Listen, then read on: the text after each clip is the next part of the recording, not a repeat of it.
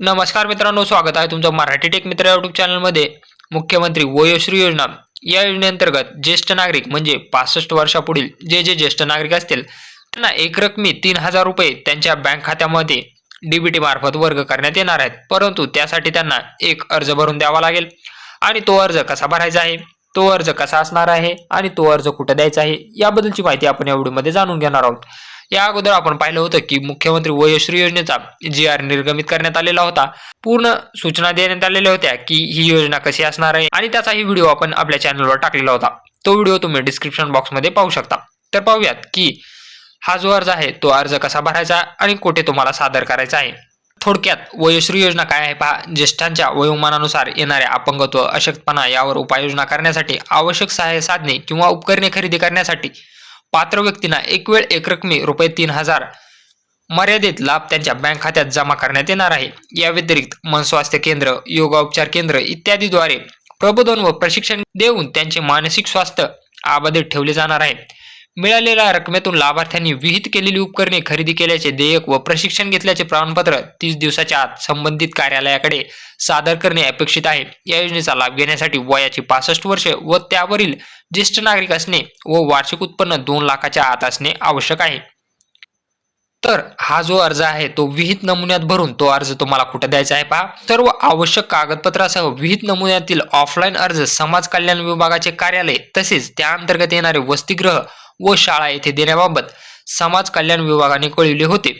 अनेक ज्येष्ठ नागरिकांना त्या ठिकाणी प्रवास करून जाणे शक्य नसल्याने जिल्हाधिकारी व मुख्य कार्यकारी अधिकारी, जिल्हा परिषद यांना सदर अर्ज गावातच ग्रामपंचायतमध्ये जमा करून पुढे समाज कल्याण विभागाकडे देण्याबाबत सूचित केले आहे.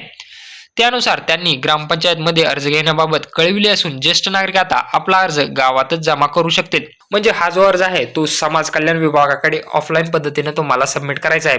जर तुमच्या गावामध्ये ग्रामपंचायत हे अर्ज स्वीकारत असतील तर तुम्ही त्यांच्याकडे हा अर्ज देऊ शकता. तर अर्ज कसा भरायचा आहे, अर्ज कसा असणार आहे, त्याच्यासोबत कोणती कागदपत्रे जोडायची, चला तर मग पाहूयात. तर असा हा ऑफलाईन अर्ज आहे. तुम्हाला याची लिंक टेलिग्राम चॅनलवर मिळून जाईल. हा अर्ज डाउनलोड केल्यानंतर इथं तुम्हाला अर्जदाराचा एक फोटो लावायचा आहे. त्यानंतर इथं खाली आल्यानंतर तुम्हाला इथं स्थळ लिहायचं आहे, दिनांक लिहायचा आहे, अर्जदाराचं पूर्ण नाव इथं लिहायचं आहे, स्वाक्षरी घ्यायची आहे अर्जदाराची.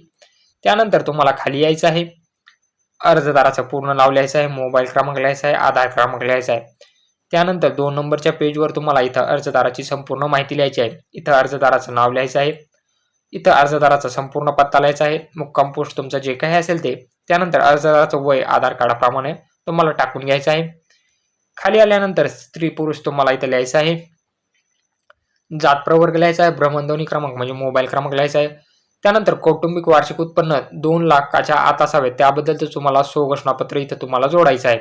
त्यानंतर तुम्हाला कोणतं उपकरण खरेदी करायचं आहे, त्या साहित्य घ्यायचं आहे, त्याचं तुम्हाला नाव लिहायचं आहे, त्याची अंदाजी किंमत तुम्हाला 3,000 4,000 जी काही असेल ती तुम्हाला इथं नमूद करायची आहे. त्यानंतर वैद्यकीय प्रमाणपत्र जोडले आहे का नाही हे तुम्हाला इथं लिहायचं आहे. तुम्ही नाही म्हणून पण लिहू शकता. त्यानंतर खाली यायचं आहे, उपकरण साहित्याबाबतचे दुबार लाभ न घेतलेले स्वघोषणापत्र यामध्ये तुम्हाला जोडायचे आहे. हे स्वघोषणापत्र या फॉर्ममध्येच आहे, ते तुम्हाला जोडायचे आहे.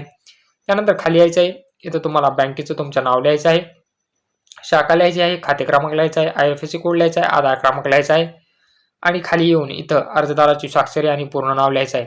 आता या अर्जासोबत तुम्हाला कागदपत्रे कोणती जोडायची आहेत तुम्ही पाहून घ्या. आधार कार्ड किंवा मतदान कार्ड, राष्ट्रीयकृत बँक पासबुकची झेरॉक्स तुम्हाला जोडायची आहे, पासपोर्ट आकाराचे 2 फोटो जोडायचे आहेत. उत्पन्नाचा दाखला कंपल्सरी नाही, त्याऐवजी तुम्ही उत्पन्न स्वघोषणापत्र जोडायचं आहे. उपकरण किंवा साहित्याबाबतचे दुबार लाभ न घेतलेले स्वघोषणापत्र तुम्हाला याच अर्जामध्ये मिळेल ते जोडायचे आहे. त्यानंतर अर्जासोबत जोडलेले कागदपत्रे साक्षांकित करायचे आहेत म्हणजे सह्या करायच्या आहेत किंवा जे निरक्षर असतील त्यांनी अंगठा करायचा आहे. त्यानंतर सदर उपकरणे खरेदी करण्यासाठी वैद्यकीय प्रमाणपत्र असल्यास सोबत जोडावे, जर असेल तर जोडायचं आहे, अन्यथा याची तुम्हाला गरज पडणार नाही. त्यानंतर या योजनेनंतर मला कोणते कोणते उपकरण किंवा साधने खरेदी करता येतील पहा. चष्मा आहे, श्रवण यंत्र आहे, ट्रायपॉड आहे, स्टिक व्हीलचेअर आहे, फोल्डिंग वॉकर आहे, कमोड खुर्ची आहे, नी ब्रेस आहे, लंबर बेल्ट आहे, सर्व्हायकल कॉलर आहे. यापैकी तुम्हाला कुठलंही एक उपकरण खरेदी करता येईल. त्यानंतर खाली 2 स्वघोषणापत्र आहेत. हे जे आहे ते तुम्हाला स्वघोषणापत्र इथं श्रीमती लिहायचं आहे, वय वर्ष लिहायचं आहे, व्यवसाय, राहणार, तालुका, जिल्हा. त्यानंतर खाली आल्यानंतर जर तुमच्याकडे जमीन असेल तर जमिनीचा जमिनीचा शिवार तुम्हाला इथं नमूद करायचा आहे. सन 2023-24चं तुमचं जे काही वार्षिक उत्पन्न असेल ते इथं तुम्हाला नमूद करायचं आहे. अक्षरामध्ये आणि अंकामध्ये जे काही असेल ते तुम्हाला नमूद करायचं आहे. त्यानंतर खाली यायचं आहे तुम्हाला इथं दिनांक आणि स्थळ द्यायचं आहे. अर्जदाराची स्वाक्षरी घ्यायची आहे आणि खाली परत एक अशाच प्रकारचं स्वघोषणापत्र तुम्हाला द्यायचं आहे. तुम्हाला इथं उपकरण कोणतं खरेदी करायचं आहे त्याचं नाव लिहायचं आहे. समजा तुम्हाला चष्मा खरेदी करायचा आहे, चष्मा इथं लिहा आणि हे स्वघोषणापत्र परत त्याच प्रकारे दिनांक लिहायचा आहे, ठिकाण लिहायचं आहे, त्यानंतर इथं स्वाक्षरी करायची आहे आणि याला जे काही डॉक्युमेंट्स दिलेले आहेत हे डॉक्युमेंट्स तुम्हाला झेरॉक्स प्रतमध्ये जोडायचे आहेत, त्यावर तुम्हाला सह्या करायच्या आहेत.